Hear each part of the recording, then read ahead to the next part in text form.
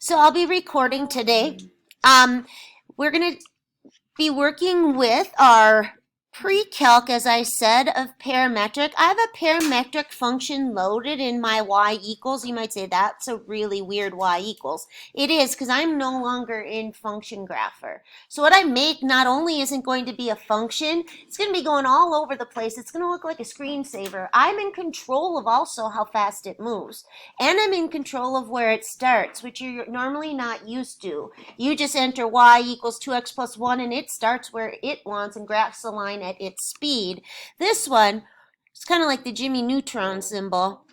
Yeah, that is a parametric graph. It's pulling on things in two different directions. So it's pulling on x and y at the same time. So both x and y are dependent upon a third parameter that's independent. You're used to y being dependent upon x, right? And x is called the independent, and what you put in for x controls the y values. We're going to have a third, what we call parameter, and what we put in for it's going to control both the x and the y at the same time, but it can control them differently depending on how they're defined. So what I actually entered in here were two functions that are really similar, but I tweaked one so that the y was being pulled a little different than the x. So although they both are sine functions, one's sine 5t, my y is being controlled by sine but 6t. And so they're pulling on them differently and causing things to move differently. It's very confusing when you first start it because you've never been in that mode. By the end of the hour, I think you'll be pretty comfortable with what this mode does. But when I hit window, there's a lot more going on that you have to be concerned of. You'll see there's a T-min, a T-max, a T-step.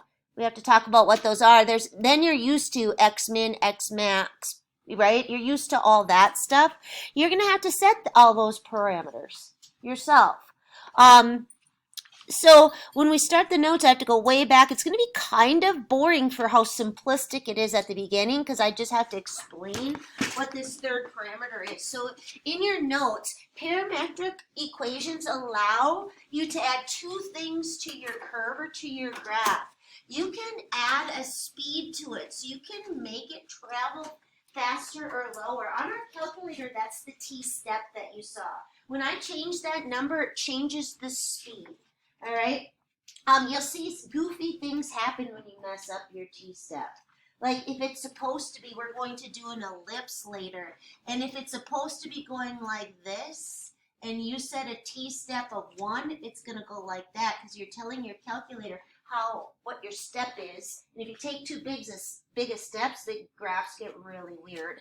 Not only speed, but what we call orientation get controlled. So when you're in parametric mode, you get to control where the graph starts. When you hit graph, when you're in function mode, it does what it's been programmed to do. But I can make my line we're going to do a parabola where we're going to go that way. And then we're going to do another one where, nope, I want to go that way. We're going to be able to control what we call the orientation. Our third variable we're going to call t, sometimes theta, but let's circle the t. On your calculator, it's a t. Do you see what's next to the x on your calculator? Look on your calculator screen. What's next to it? The t. That t is the new x in this mode.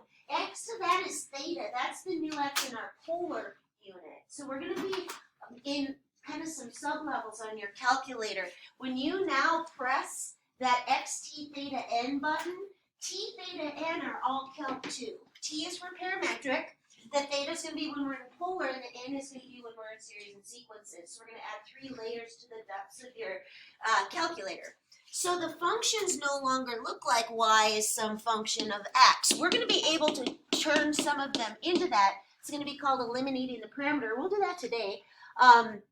They're like x is some function of t. That one I just entered, it was sine of 5t. Y is also some function of t. On the one I just entered, I chose sine, but then I did of 6t. Notice that third variable is t. It's kind of the controller. Like I said, you will be plugging stuff in for t, and you'll be plotting x's and y's. So your table that you're used to has always been x, y table, correct? Now it's going to be t, x, y. All right? So it's going to be a 3-layer table. That's called the parameter. All right, you've actually been working with a parametric graph that you didn't know that's what it was. The unit circle is actually parametrically defined because x is cosine theta, right? It's a function of an independent variable when you put the angle in. And what's y? Sine theta. And when you graph it, it doesn't make a function, it makes a circle, but that's actually a parametric equation, right? Because it's theta controlling both x and y at the same time. So it's kind of cool. So normally you can't graph a circle. I'm going to tell you on a graphing calculator, if you switch modes, you don't have to enter it as the top half and the bottom half because it doesn't need to be a function. So actually, let's go, I'll show you that. Why not? Today's going to be easy. You're going to finish in class. Your homework's going to be for, it's just new, and it's actually kind of cool stuff.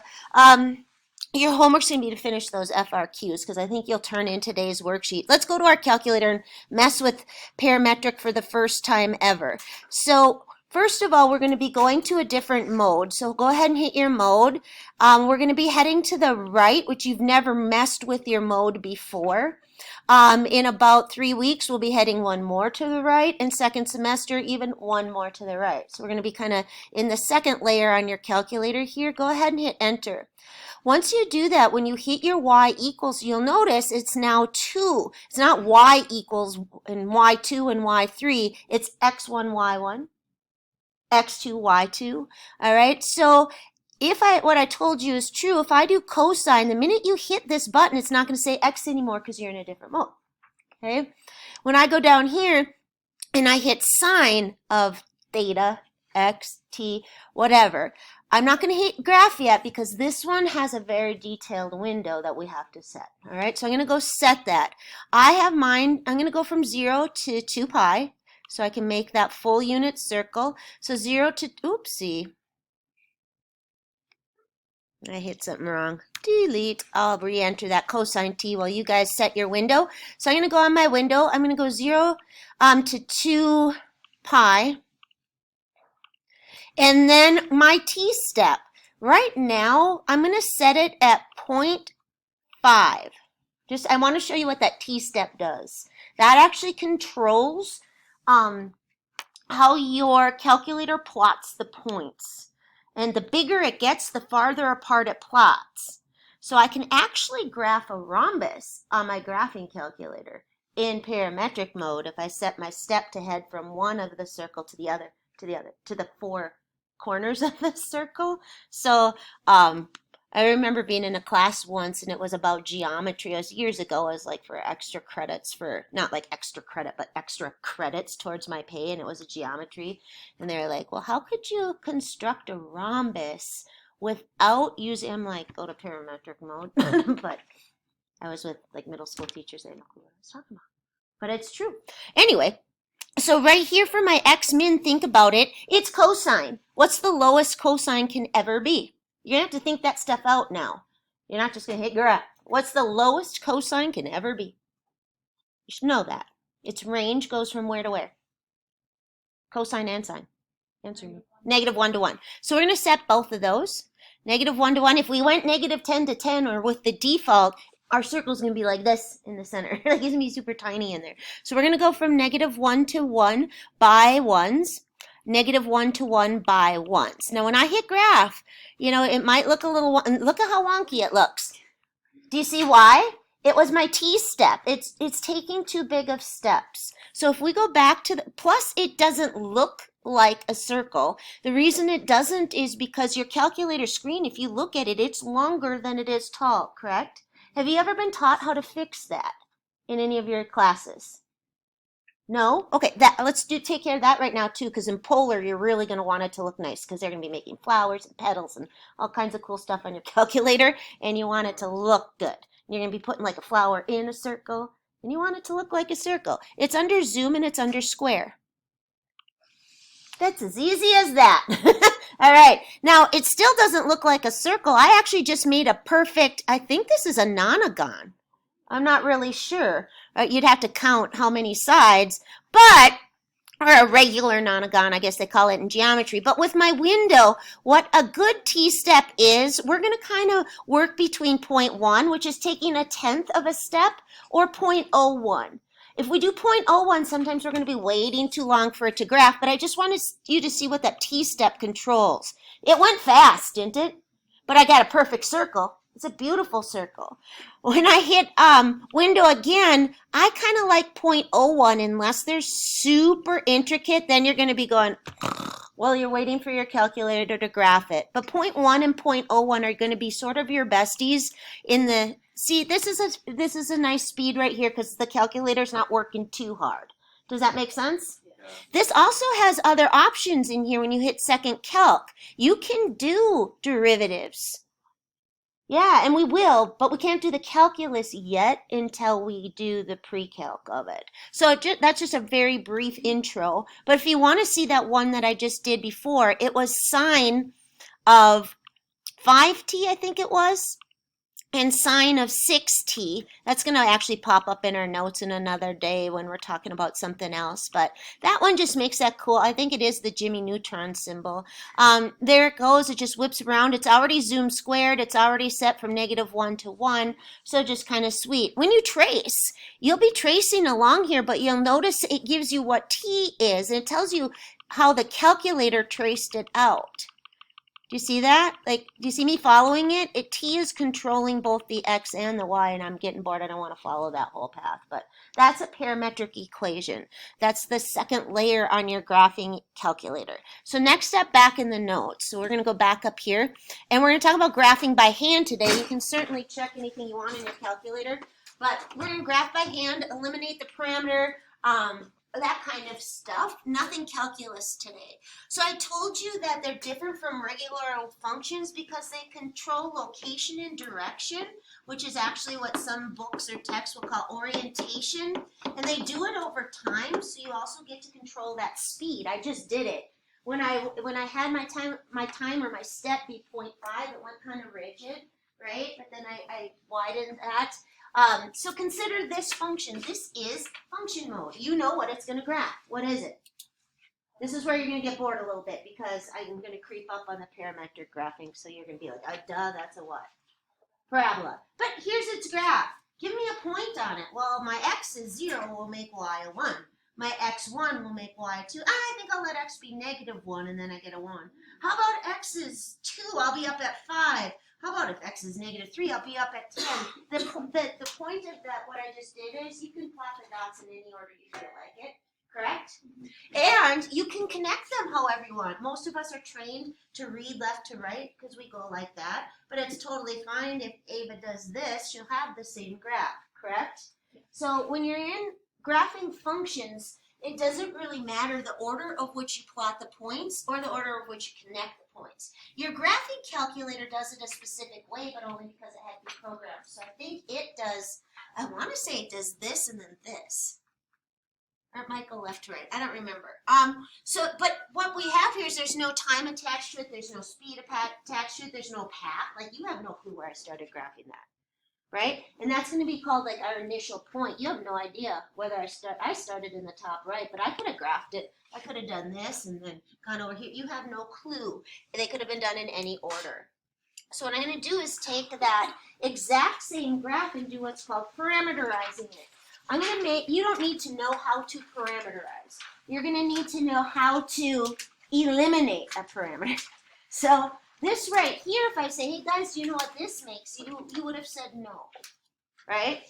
But so we're going to go back to how you were originally taught how to graph, that you make a table. And you see that t is controlling both x and y.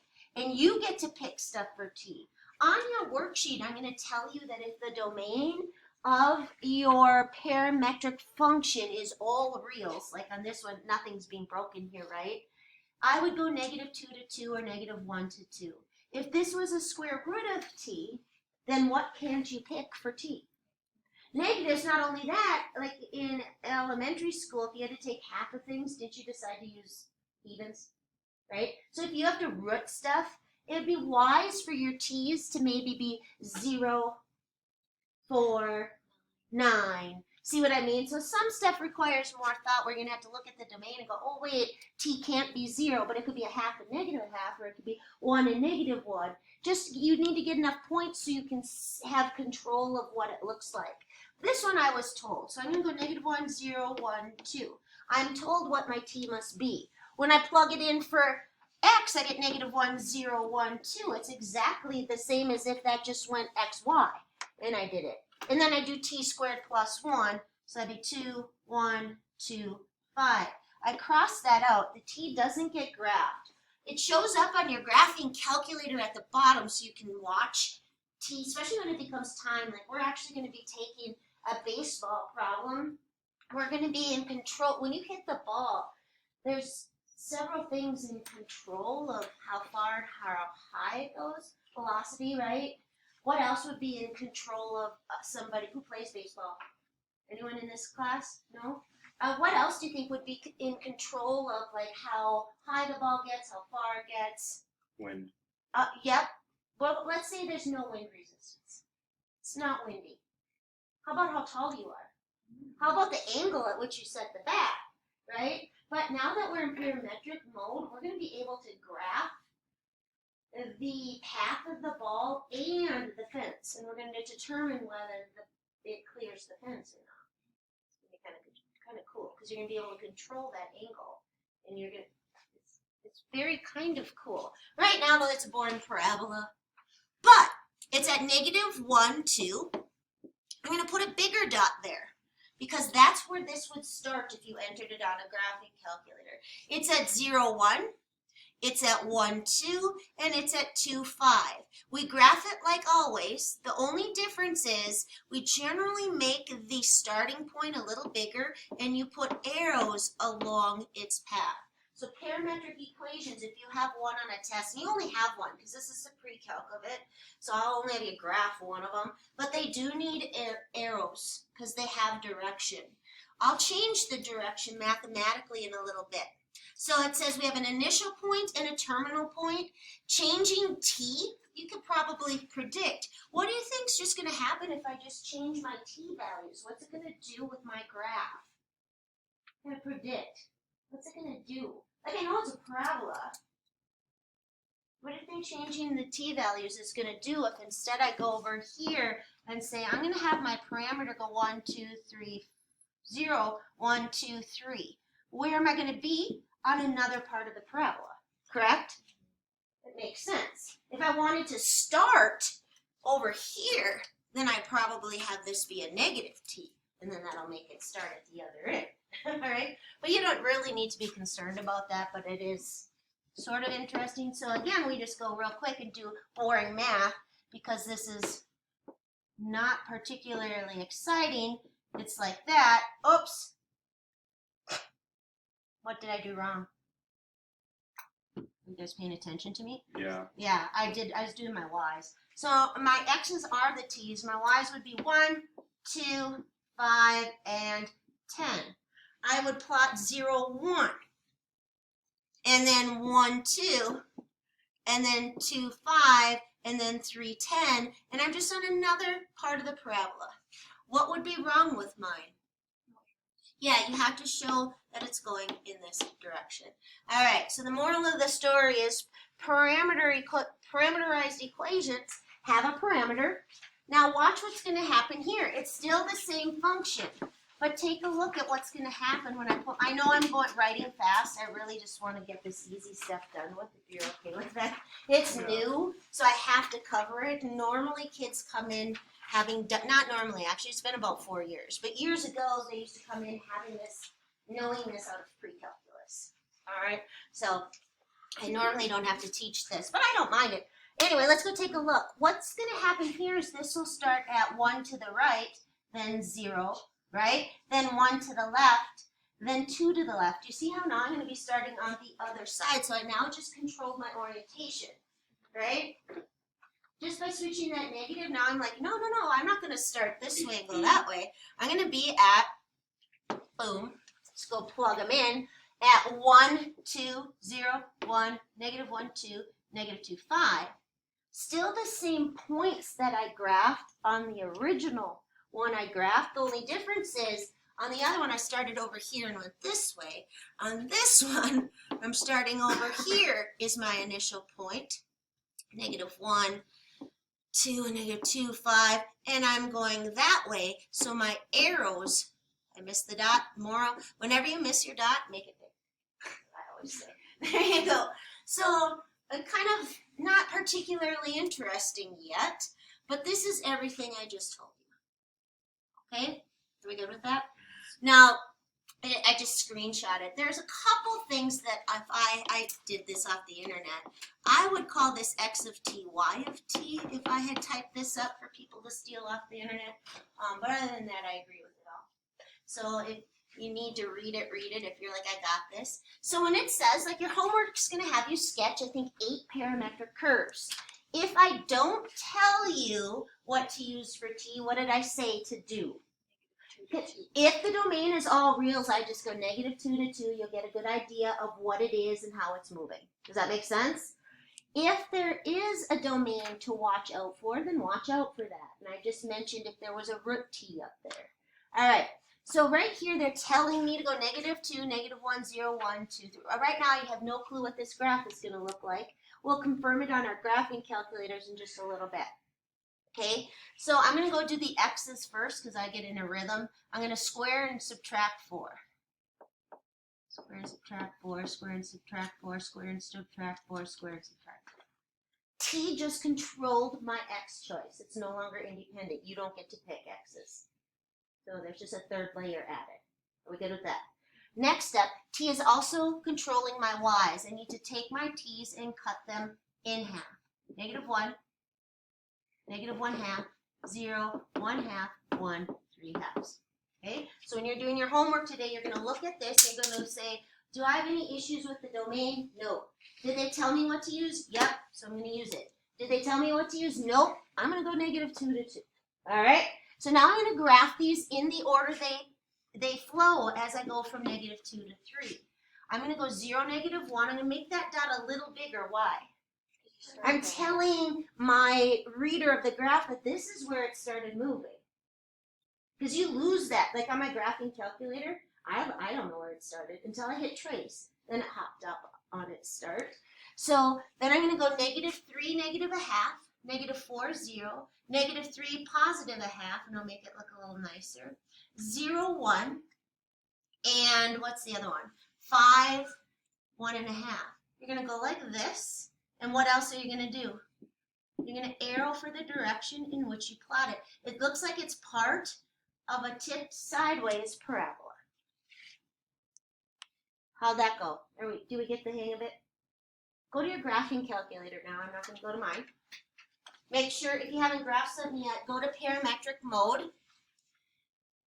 You're my first time doing this for a year, and I forget the order. It talks, you have to go ahead and enter them. So go ahead and enter your x of t, and it'll be x1 of t. Enter t squared -4. Go under your y1 of t, and enter t halves. Always you have to hit window now.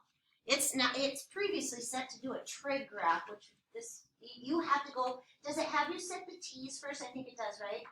And is it t step first or t min? T min. Okay, so you're just going to look at your table. What are you going to put in for t min? You don't have to think it out when it's not tricky and it's been told. Yeah, -2. Go to 3 by 1s. My x's, for my x min, it looks like I have to bottom out at -4. So you might just want to go -5 to 5, just so you can see it nice. My y's, I think I would just do -2 to 2. You just don't want to have it too big or so small it doesn't hold everything. Now for the t step, what did I say to choose? 1. No, go enter a 1. Go do 1 for your t step and look what it draws. It's like blocky.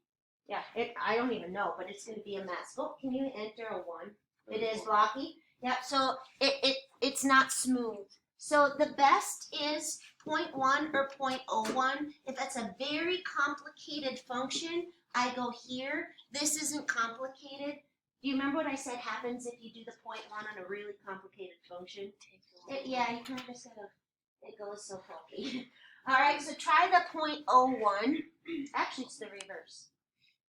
Are you seeing it? Is it looking like it should? All right, so that I don't need to do this because you guys are all with me and nodding and I'm feeling good about it.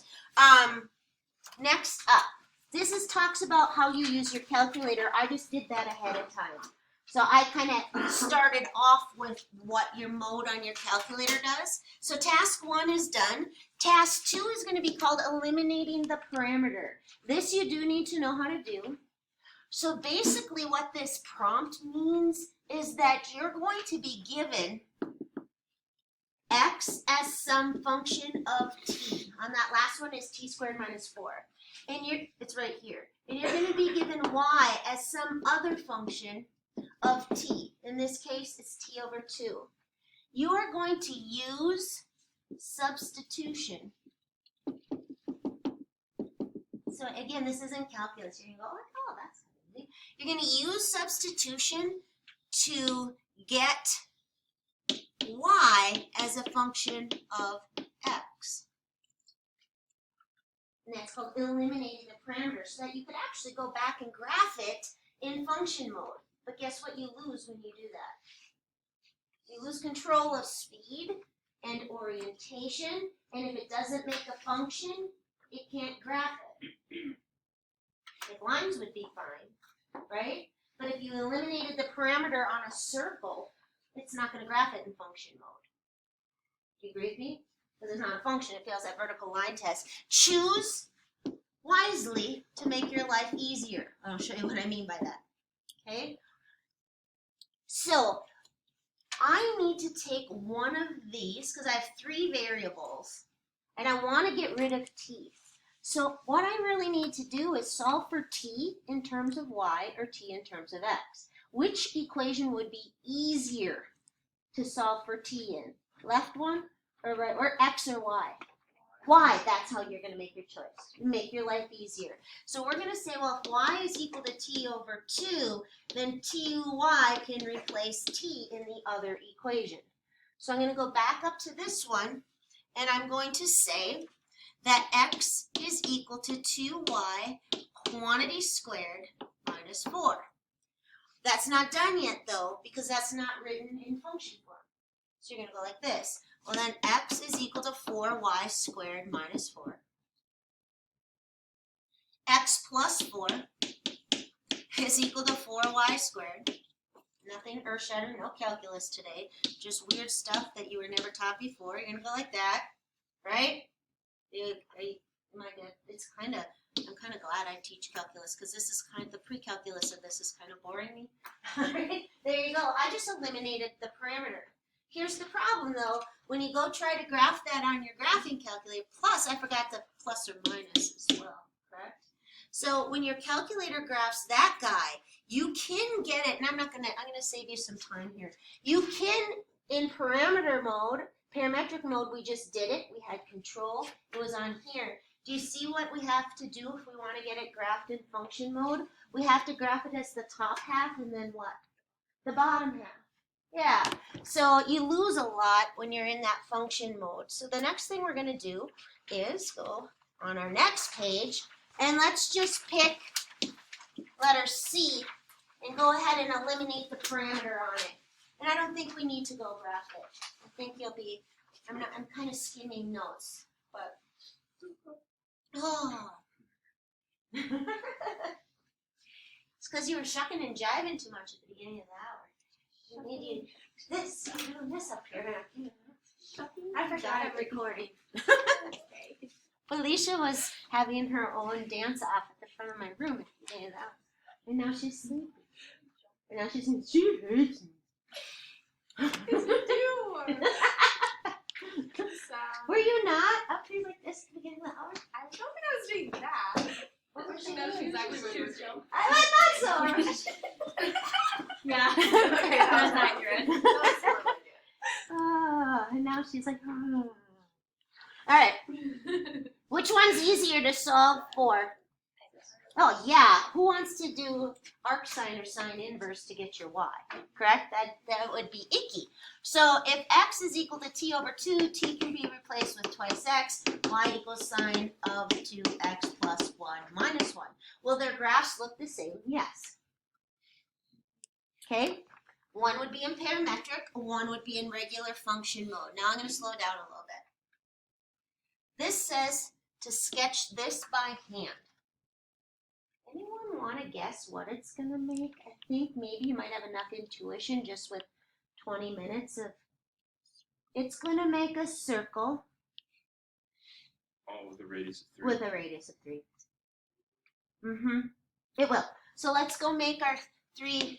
If you wanted your calculator to make a circle with a radius of 3, you would switch modes, and you would just let x equal 3 cosine theta and y equal 3 sine theta. Theta's the new t. It's an angle controlling where the others are, right? So over here, I'll put my t. My y's choices would be nice little quadrangle hits as I go along my unit circle. I'm going fast because this is all easy stuff. 3 cosine 0 is 3. Cosine pi over 2 is 0. Cosine pi is negative 3. 3 pi over 2's cosine is 0. And at 2 pi, I'm back to 3. Head on over to the y's. Sine of 0 is 0. Pi over 2 sine is 3. Pi sine is 0. 3 pi half sine is negative 1. And 2 pi sine is right back to 0. The difference is when we graph this on our graphing calculator, it's going to start at a specific spot. Where's it going to start? Where's it going to start? 3, 0. Yep. So I'm going to put a little bigger dot there. If you were to go to parametric mode and have your calculator start that circle, it's going to start there. And then I could have it pull it down. I would probably have to do a negative t or something like that. But we're going to go to 0, 3 next. And then we're going to go to negative 3, 0. And then we're going to go down here. And we're going to go like that. And what are we going to add? Arrows, because we know it's going to travel around in this direction. If you tuned out, because that was all fairly pretty easy, right? Tune back in, because eliminating the parameter with trig easily requires a little finesse, okay? I don't want to say that theta is x over 3, cosine inverse x over 3, and plug it into the other one, do you? So we're going to outsmart it a little bit. We're going to use the fact that we know that cosine squared theta plus sine squared of theta equals what? 1. Okay? So when we eliminate the parameter on this one, we're actually going to solve for cosine theta. And we're going to say this, cosine theta is equal to x thirds. And we're going to say that sine theta is equal to what? What's sine theta going to be? Y thirds. We're going to now plug them in, not for cosine and sine, but for cosine squared.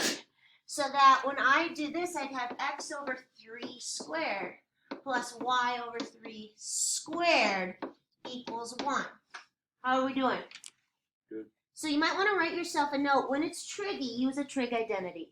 It'll make your life so much easier. I'm not done with it yet, though, because I want to show you what happens here when we clean it up. This should not be earth-shattering what's happening here. When I multiply everything through by a 9, look at what I get. Back to algebra 2. How did you write the equation for a circle centered at the origin with a radius of 3? Right? It was x minus 0 squared plus y minus 0 squared equals 3 squared. So do you see how I just eliminated the parameter? And I got the equation for a circle. Now, I want you to use your intuition like Cam just did on the last one. He said, oh, it's going to make a circle. And I said, and a radius of 3. What if one of these 3's, let's suppose it was this one, was changed to a 5? Intuitively, you should know what it's going to make and actually what it's going to look like. What's it going to make? It's going to make an ellipse.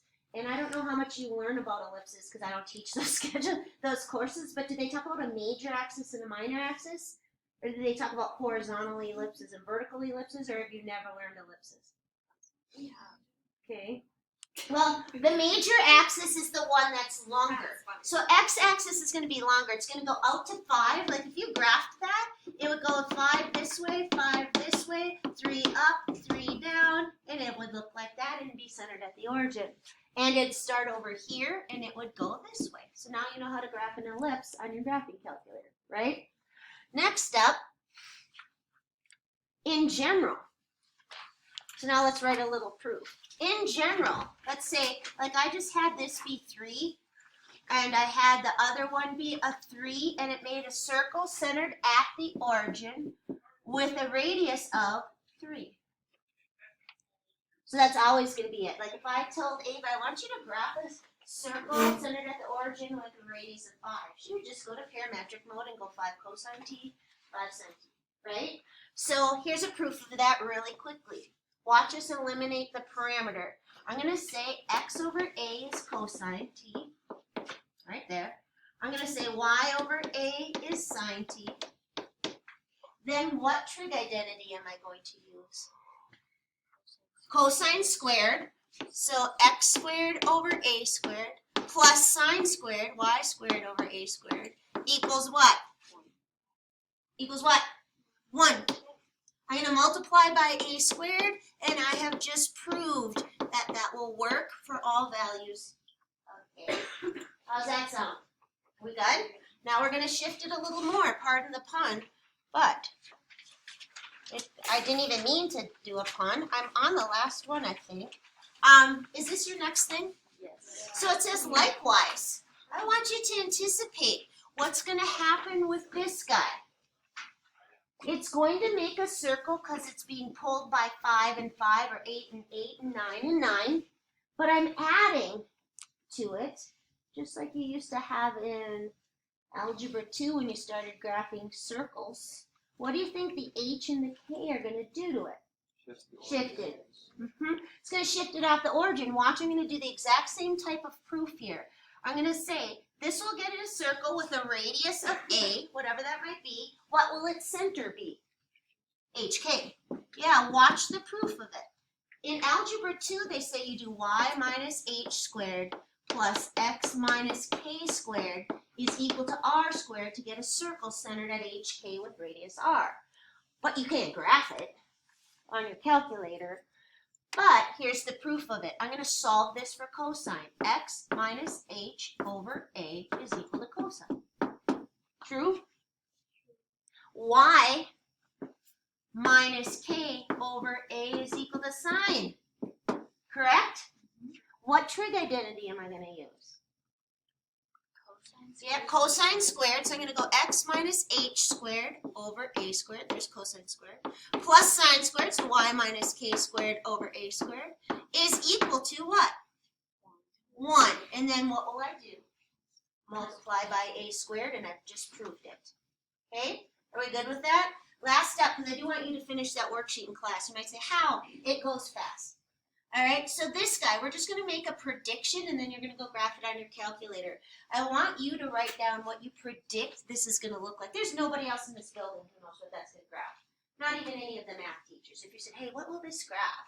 They'll be like, I have no clue. You guys should look at it and you should go, okay, I kind of know what this is going to make. The cosine and sine means it's going to be circular or elliptical. Which one would you choose for this? Elliptical. And it's going to be elliptical with a x as its major axis, or sometimes they say a horizontal ellipse. Where do you think it's going to be centered? 1, -1, right? And look at the domain. What else do you think it's going to be? The top half. Yeah, just look like that. See how you know what it's going to make? This will make the top half, because it didn't go to 2 pi. So it's going to make the top half of an ellipse. Now, if I wanted it to make a circle, what would I change? I'd have one of 2 options. This is just to see if your intuition is good to go. Because there's a lot of intuition in polar, actually. Like, you're going to look at that and you're going to go, oh, this is going to make a flower with 7 petals, and the longest petal is going to go out to 4. Like, just by looking at the numbers. Okay, so right now you should go, this is going to make an ellipse because it's being pulled more horizontally. Top half because of its domain for t, right? And what else? top half of an ellipse. We could even write with the x major axis. I don't know if that's familiar to you guys though. It doesn't particularly matter. What else do I know about it? Centered where? Go try it on your calculator. Use a t-step of 0.1. Set your t to go from 0 to pi by 1s. I would do a 0.1 t-step. It will make the top half of an ellipse. That would have been centered. It's going to look sort of like this. Now keep in mind your calculator does stretch it out a little more, but it's going to start down here. I already know that. And it's going to go around like this, and it's going to stop. I haven't even done it for a year, but I know that's what it's going to make. What if you're not in radian mode? It's a disaster. Because we're in... AP Calc PC. Yes. Excellent. That's so smart. Now I want you guys to go eliminate the parameter while I grab your worksheet. Go get the algebra 2 equation for an ellipse centered, or the top half of an ellipse. Here's your assignment. Technically due Monday, but if you get it done in class, I'll take it. We'll do the first one together just so you get in the rhythm. The key is posted. I want your homework over the weekend really just to be those FRQs. So if you can use these 15 minutes, I think you'll finish. Alright? You don't need a separate sheet of paper, just kind of last year, I know they just scattered them along the side. This is not super important. It's just necessary that you know how the graphs are constructed when eventually we're going to be interpreting where they have like certain derivatives and all that kind of stuff. So did you eliminate the parameter? Should have done pretty quickly.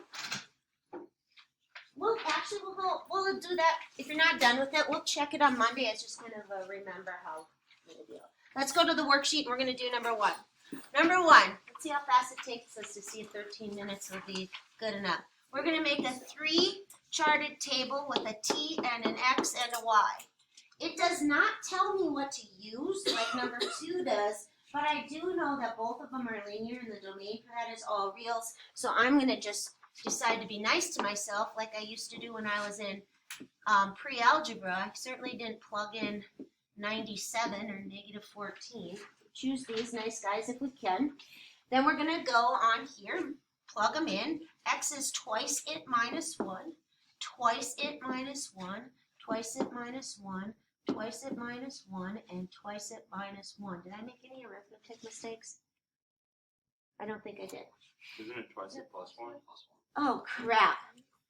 I made a whole bunch of them. Oh, you guys. Silly. Did you do it? Did you do that? She hates me. All right.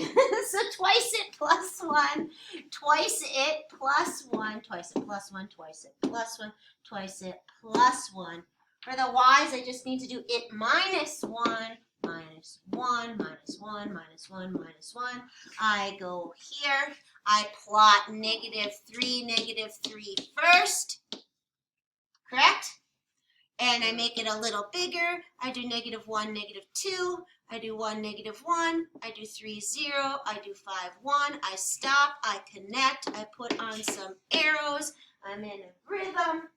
Do you see what else it says to do, though? It says then what? Read the directions. Eliminate the parameter. So what we're going to do is find the equation for this line. Okay? So right underneath it, we're going to write x equals, oh, by the way, you only have to do 1 through 8. I forgot to tell you that. And the key only goes 1 through 8. So there aren't 10 of them, there are 8 of them.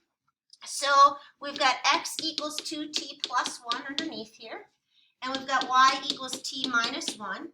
Y is easier to play with. So I'm going to say t equals y plus 1. How are we doing? We good? So my t is equal to y plus 1, it's going to go right in here, and I'm going to get the parameter out of there. So x is equal to 2 times y plus 1.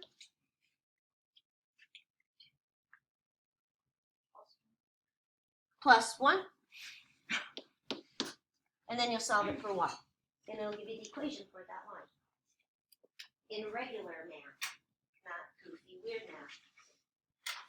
This is goofy weird math. Taught by your goofy weird teacher with your goofy weird classmates. Just kidding. All right.